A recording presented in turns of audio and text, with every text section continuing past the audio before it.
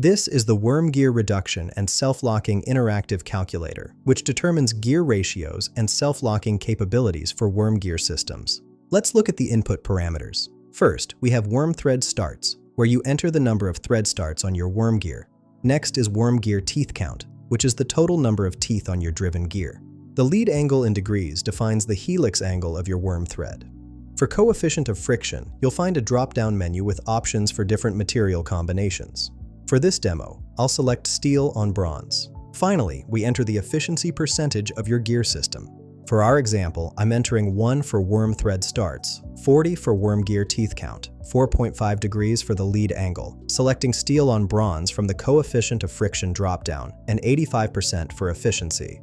The calculator instantly computes your gear ratio, showing the speed reduction between input and output shafts. It determines whether your system is self-locking based on the relationship between lead angle and friction coefficient. You'll see the mechanical advantage and torque multiplication factor. The results also indicate the reverse efficiency, telling you if backdriving is possible under load. This tool eliminates complex manual calculations for worm gear design. Find the link in the description below.